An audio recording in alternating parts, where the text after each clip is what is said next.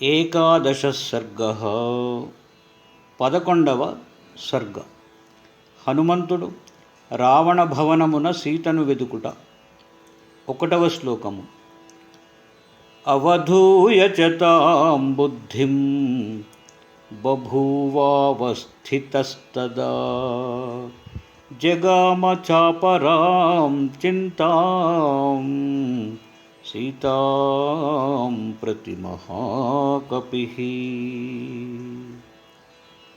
హనుమంతుడు ఆమె మండోదరి అని సీత కాదని తెలుసుకొనగనే తన చపల భావమును విడచి సీతను గూర్చి వేరొక ఆలోచన కలవాడయ్యను. 2వ శ్లోకము. న రామేణ వియుక్తా సా స్వప్తుమర్హతి భామినీ న భోక్తుం నాప్యలంకర్తుం న పానముపసేవితుం నాన్యం నరముపస్థాతుం సురాణామపి చేశ్వరం. సీతాదేవి రాముని ఎడబాసి నిద్రింపదు, భుజింపదు, అలంకరించుకొనదు, పానీయాదులు త్రాగదు. ఇతరుడు దేవేంద్రుడైనను వారి చెంతకేగదు. 3వ శ్లోకము. నహి రామ సమః కశ్చిత్ విద్యతే త్రిదశేష్వపి అన్యేయమితి నిశ్చిత్య పానభూమౌ చచారసః. శ్రీరామచంద్రునకు సాటియగువాడు దేవతలలోనే లేడు. ఈమె సీత కాదు, వేరొక్కతే అని నిశ్చయించి హనుమంతుడు పానభూమి యందు సంచరించెను. 4వ శ్లోకము. క్రీడితేన పరాః క్లాంతాః గీతేన చ తథా పరాః నృత్యేన చాపరాః క్లాంతాః పానవిప్రహతాస్తథా.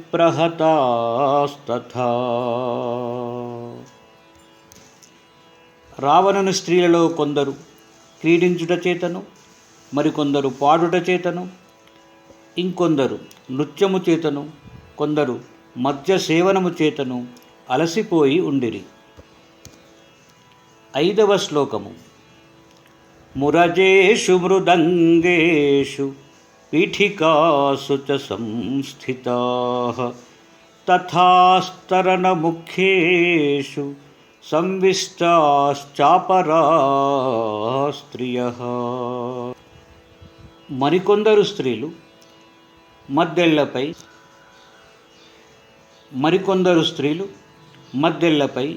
పీటలపై, యోగ్యమైన పాన్పులపై మేనువాల్చి నిదురించిరి. 6వ శ్లోకము. అంగనానాం సహస్రేణ భూషితేన విభూషణైః రూపసల్లాపశీలేన యుక్తగీతార్థభాషిణా.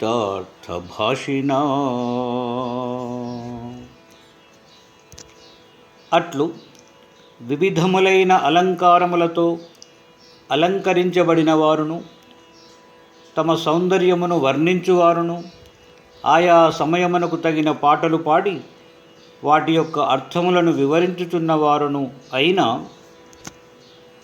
రాక్షస స్త్రీలను హనుమంతుడు చూచెను.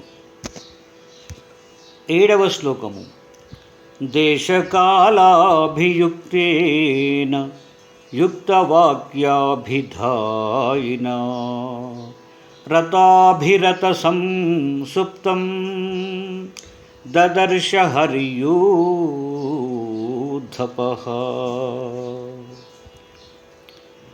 దేశకాలానుగుణముగా వ్యవహరించేవారును, ఔచిత్యానుగుణముగా మాట్లాడువారును అగు పలువురు స్త్రీలను భోగేచ్ఛతో అనుభవించి నిద్రించుచున్న రావణుని హనుమంతుడు చూచెను. 8వ శ్లోకము. तासां मध्ये महाबाहुः शुशुभे राक्षसेश्वरः गोष्ठे महति मुख्यानां गवां मध्ये यथा वृषः. ఆ వనితల నడుమనున్న రావణుడు మందలోని ఉత్తమ గో సమూహము నడుమ వృషభము వలె ప్రకాశించెను. 9వ శ్లోకము. సరాక్షసేంద్ర శుశుభే తాభిః పరివృత స్వయం కరేణుభిర్యధారణ్యే పరికీర్ణో మహాద్విపః. ఆ స్త్రీలతో పరివేష్టితుడైన ఆ రాక్షసరాజు రావణుడు మహారణ్యమున ఆడు ఏనుగులచే పరివేష్టితమగు మహాగజము వలె విరాజిల్లెను. 10వ శ్లోకము. సర్వకామైరుపేతాంచ పానభూమిం మహాత్మనః దదర్శ హరిషార్దూలః తస్య రక్షః పతేర్గృహే. కవిశ్రేష్ఠుడగు హనుమంతుడు మహాత్ముడు రాక్షసరాజగు రావణుని ఇంట ఇష్టములగు సకల పదార్థములు గల పానభూమిని చూచెను. 11వ శ్లోకము.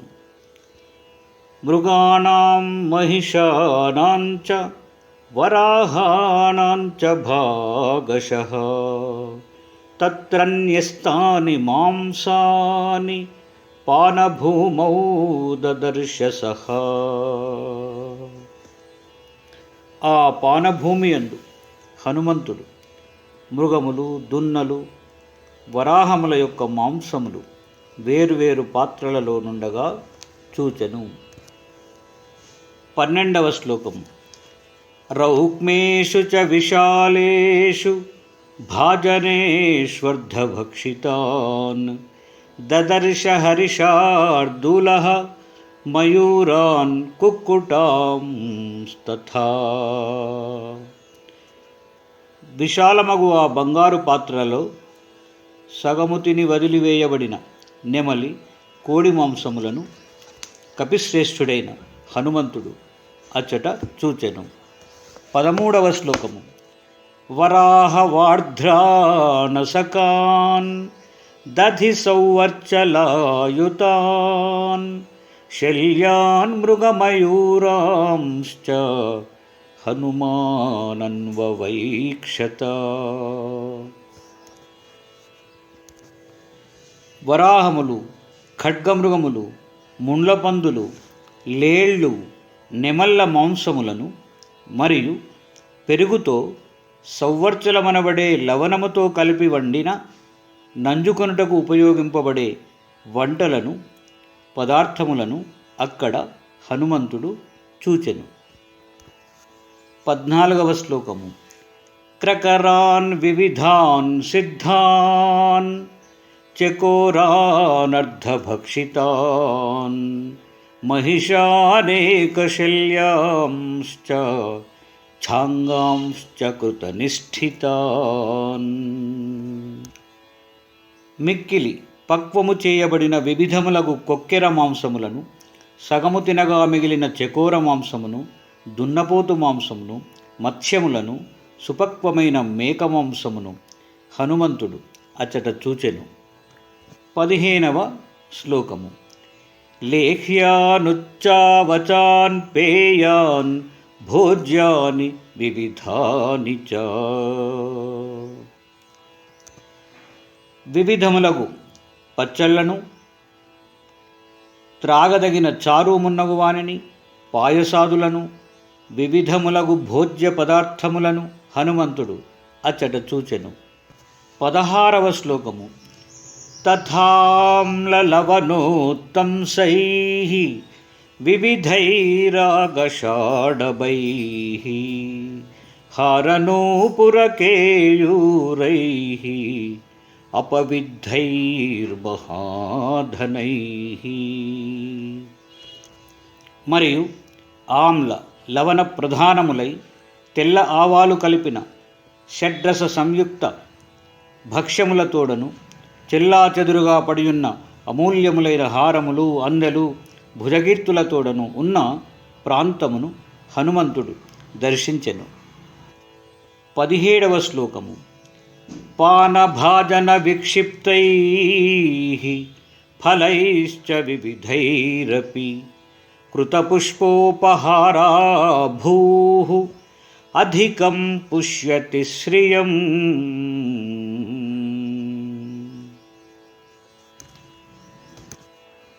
పెద్ద పెద్ద పానపాత్రలందు ఉంచబడిన వివిధ ఫలములతోనూ అంతటను అలంకారార్థమై వెదజల్లబడిన పుష్పాల యొక్క అలంకరణములతోనూ ఆ ప్రదేశము అధికముగా శోభిల్లుచుండెను. 18వ శ్లోకము. తత్ర తత్ర చ విన్యస్తైః సుశ్లిష్టైః శయనాసనైః పానభూమిర్వినా వహ్నిం ప్రదీప్తే ఉపలక్ష్యతే. ఆయా ప్రదేశములందు సౌకర్యవంతంగా ఏర్పాటు చేయబడిన సువర్ణ రత్నమయములగు మంచములు ఆసనములతోడను కూడిన ఆ పానభూమి ఆ సువర్ణ కాంతులచే అగ్నిలేకయే మండుతున్నట్లు ప్రకాశించెను. 19వ శ్లోకము. బహుప్రకారైర్వివిధైః వరసంస్కార సంస్కృతైః మాంసైః కుశల సంపృక్తైః పానభూమిగతైః పృథక్. ఆ పానభూమి యందు చక్కగా పాకము చేసి తగు ద్రవ్యములను కలిపి సమర్థులగు వంటవారు వండిన పలు విధములగు మాంసములతోడను ఆ పానభూమి పరుచబడి ఉన్నది. 20వ శ్లోకము. దివ్యాః ప్రసన్నా వివిధాః సురాః కృతసురా అపి శర్కరాసవమాధ్వీక పుష్పాసవ ఫలాసవాః.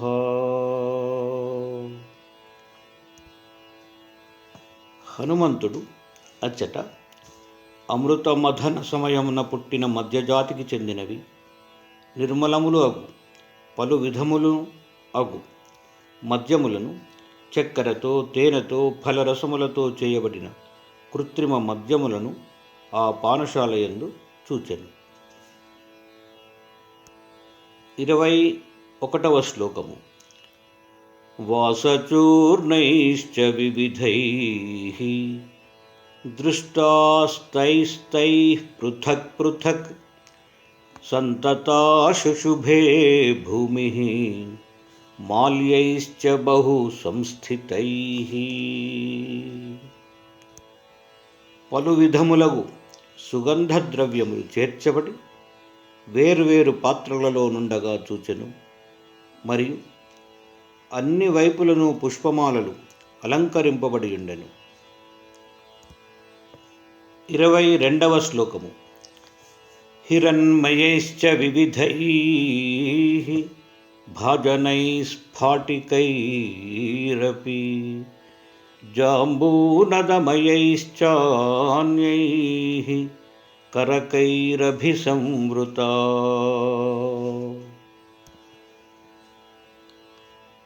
బంగారు పాత్రలు, స్ఫటిక పాత్రలు, బంగారు చెంబులతో ఆ పానభూమి మిక్కిలి సుందరమై ఉండెను. 23వ శ్లోకము.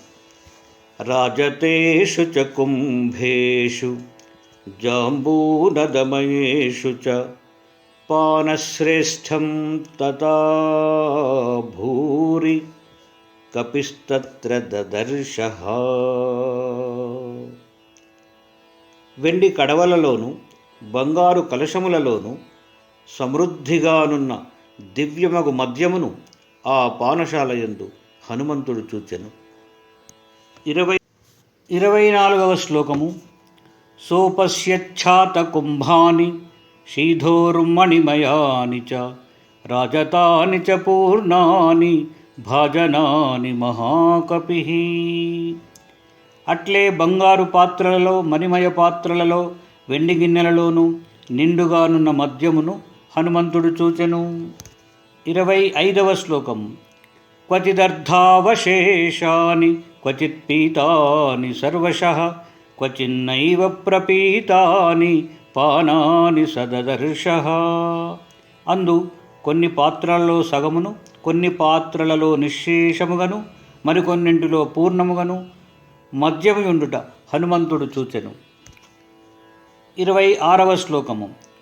క్వచిద్ భక్ష్యాంశ్చ వివిధాన్ క్వచిత్ పానాని భాగశః క్వచిదన్నావశేషాని పశ్యన్ వై విచచారః. ఒకచోట పలు విధములైన భక్ష్యములను, వేరొక చోట వేరువేరు భక్ష్య పాన భాగములను, మరొక చోట తినగా పాత్రలలో మిగిలిన అన్నం మొదలగు పదార్థములను చూచుచూ హనుమంతుడు తిరిగెను.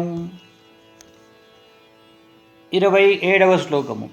క్వచిత్ ప్రభిన్నైః కరకైః క్వచిదాలోలితైర్ఘటైః క్వచిత్ సంపృక్తమాల్యాని జలాని చ ఫలాని చ.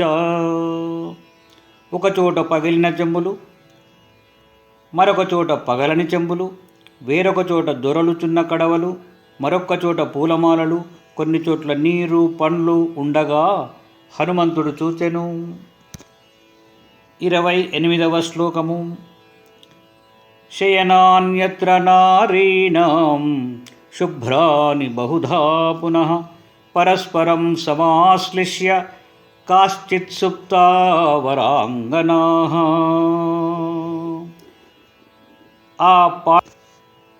ఆ పానభూమి యందు స్త్రీజనము నిద్రించుచున్న వివిధములగు తెల్లని పాన్పులను హనుమంతుడు చూచెను. వానిపై ఆ సుందరాంగనలు ఒకరినొకరు కౌగిలించుకొని నిదురించిరి. 29వ శ్లోకము. కాశ్చిచ్చ వస్త్రమన్యస్యాః స్వపంత్యాః పరిధాయ చ ఆహృత్య చాబలాః సుప్తాః నిద్రాబలపరాజితాః. అందు కొందరు నిదురించుచున్న వేరొకటి ధరించిన వస్త్రమును లాగివైచి తాము దానిని కప్పుకొని గాఢ నిద్రలో మునిగిపోయిరి. 30వ శ్లోకము.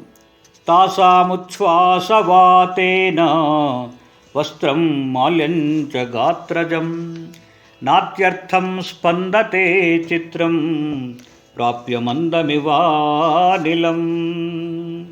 ఆ స్త్రీలు మేనిపై ధరించిన వస్త్రములు, మాలలను పిల్లవాయువుచే చలించినట్లు వారి యొక్క నిశ్వాస వాయువుచే ఇంచుక కదులుచుండెను. 31వ శ్లోకము. చందనస్య చ శీతస్య శీధోర్మధురసస్య చ వివిధస్య చ మాల్యస్య ధూపస్య వివిధస్య చ బహుధా మారుతస్తత్ర గంధం వివిధముద్వహన్. చల్లని చందనము, తీయని వాసన గల కళ్ళు, పలు విధములగు పూలమాలలు, వివిధ ధూపములను, నానావిధ గంధమును వహించుచు వీస్తున్న వాయువును హనుమంతుడు చూచెను. 32వ శ్లోకము. స్నానానాం చందనానాం చ ధూపానాం చైవ మూర్ఛితః ప్రవవౌ సురభిర్గంధః విమానే పుష్పకే తదా. అప్పుడు ఆ పుష్పక విమానమున స్నానయోగ్యమగు చందనము, ధూపముల సుగంధము అంతటా వ్యాపించెను. 33వ శ్లోకము. శ్యామావదాతాస్తత్రాన్యాః కాశ్చిత్ కృష్ణావరాంగనాః కాశ్చిత్ కాంచనవర్ణాంగ్యః ప్రమదా రాక్షసాలయే. ఆ రావణుని కాంతలలో కొందరు నలుపు తెలుపుల మిశ్రమ వర్ణము కలవారు, కొందరు నల్లనివారు, కొందరు సువర్ణ ఛాయ కలవారును ఉండిరి. 34వ శ్లోకము. తాసాం నిద్రావశత్వాచ్చ మదనేన విమూర్ఛితం పద్మినీనాం ప్రసుప్తానాం రూపమాసీద్యథైవ హి. వారు రతిక్రీడలు సలిపి నిద్రాపరవశలగుటచే అలసిపోయిరి. వారి రూపములు ముకులించిన పువ్వులు కల తామర తీగల వలె నుండినవి. 35వ శ్లోకము. ఏవం సర్వమశేషేణ రావణాంతఃపురం కపిః దదర్శ సుమహాతేజా న దదర్శ చ జానకీ. ఇట్లు మహా తేజశాలియగు హనుమంతుడు రావణుని అంతఃపురమంతయు చూచెను, కాని సీతను మాత్రము కనజాలడయ్యను, చూడలేకపోయెను. 36వ శ్లోకము. నిరీక్షమాణశ్చ తదా తాస్త్రియః స మహాకపిః జగామ మహతీం చింతాం ధర్మసాధ్వసశంకితః. మహాకపియగు హనుమంతుడు అట్లు రావణుని అంతఃపురకాంతలను చూచుచూ ఇట్లు తలపోసెను. 37వ శ్లోకము. పరదారావరోధస్య ప్రసుప్తస్య నిరీక్షణం ఇదం ఖలు మమాత్యర్థం ధర్మలోపం కరిష్యతి. నిదురించుచున్న పరవనితలను చూచుట అను ఈ పని నాకు మిక్కిలి ధర్మలోపము కలిగించగలదు కదా అని హనుమంతుడు ఆలోచింపసాగాను. 38వ శ్లోకము. నహి మే పరదారాణం దృష్టిర్విషయవర్తినీ అయం చాత్ర మయా దృష్టః పరదార పరిగ్రహః. నా దృష్టి పరస్త్రీ సుఖాదులందు ఆసక్తము కాబోదు. అట్లయ్యును నేను ఇచట రావణుడు తన మందిరమున పరకాంతలతో శయనింపగా చూచితిని. 39వ శ్లోకము. తస్య ప్రాదురభూచ్చింతా పునరన్యామనస్వినః నిశ్చితైకాంతచిత్తస్య కార్యనిశ్చయదర్శినీ.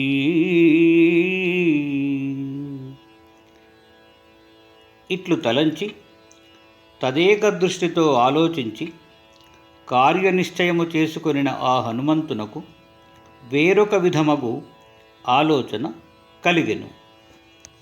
40వ శ్లోకము. కామం దృష్టా మయా సర్వా విశ్వస్తా రావణస్త్రియః నహి మే మనసః కించిత్ వైకృత్యముపపద్యతే.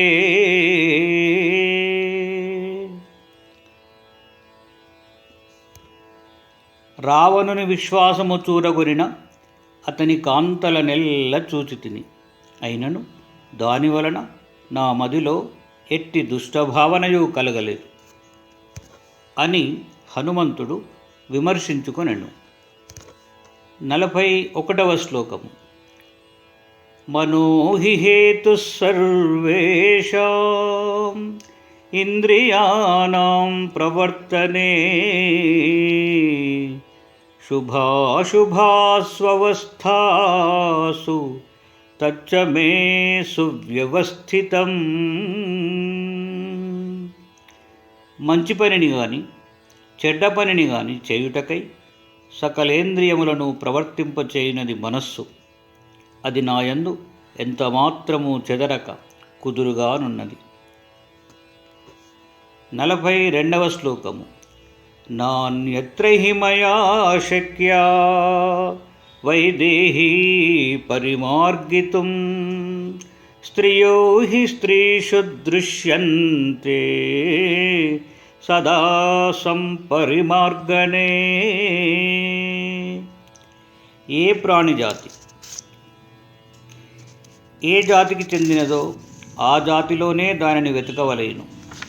తప్పిపోయిన వనితను ఆడులేళ్లలో వెతుకుట శక్యము కాదు కదా అని హనుమంతుడు ఆలోచింపసాగాను. 42వ శ్లోకము. నాన్యత్ర హి మయా శక్యా వైదేహీ పరిమార్గితుం స్త్రియో హి స్త్రీషు దృశ్యంతే సదా సంపరిమార్గణే. నేను వేరొక ప్రదేశమున సీతాదేవిని వెదుక తగదు. అట్లు వెతికినచో ఎప్పుడైనను స్త్రీలు స్త్రీలలోనే కదా కనిపింతురు. 32వ శ్లోకము. 43వ శ్లోకము. యస్య సత్వస్య యా యోనిః తస్యాం తత్పరిమార్గ్యతే న శక్యా ప్రమదానష్టా మృగేషు పరిమార్గితుం. ఏ ప్రాణి ఏ జాతికి చెందినదో ఆ జాతిలోనే దానిని వెతకవలేను. తప్పిపోయిన వనితను ఆడులేళ్లలో వెతుకుట శక్యము కాదు కదా. 44వ శ్లోకము. తదిదం మార్గితం తావత్ శుద్ధేన మనసా మయా రావణాంతఃపురం సర్వం దృశ్యతే న చ జానకీ. నేను చాలా పరిశుద్ధమగు మనస్సుతో ఈ రావణాంతఃపురమంతయు సీతాదేవికై వెదికి తిని, కానీ ఆమె కనిపించుటలేదు. 45వ శ్లోకము. దేవగంధర్వకన్యాశ్చ నాగకన్యాశ్చ వీర్యవాన్ అవేక్షమానో హనుమాన్ నైవా పశ్యత జానకీ. ఇట్లు తలచి పరాక్రమశాలయగు హనుమంతుడు మరల సీతాదేవికై వెతుకుచు దేవకన్యలను, గంధర్వకన్యలను, నాగకన్యలను చూచెను, కానీ సీతాదేవిని మాత్రము కానడయ్యను. 46వ శ్లోకము. తామపశ్యన్ కపిస్తత్ర పశ్యంశ్చాన్యా వరస్త్రియః అపక్రమ్య తదా వీరః ప్రధ్యాతుముపచక్రమే. వీరుడగు హనుమంతుడు ఆ భవనమున సీతాదేవిని కానక తక్కిన ఉత్తమ కాంతలను చాలామందిని చూచుచు ఆమె ఎచటనుండునాయని ఆలోచింపసాగెను. 47వ శ్లోకము. సభూయస్తు పరం శ్రీమాన్ మారుతిర్యత్నమాస్థితః ఆపానభూమిముత్సృజ్య తద్విచేతుం ప్రచక్రమే. శ్రీమంతుడగు హనుమంతుడు మరల ఇంకను అధికముగా ప్రయత్నము చేయుచు ఆ పానభూమిని వీడి రావణాంతఃపురముననే సీతాదేవిని వెతుకసాగెను. ఇది ఆర్షే శ్రీమద్ రామాయణే వాల్మీకీయే సుందరకాండే 11వ సర్గః. ఇట్లు వాల్మీకి మహర్షి రచించిన శ్రీమద్ రామాయణమున సుందరకాండమున 11వ సర్గము సమాప్తము. ఏకాదశ సర్గ 11.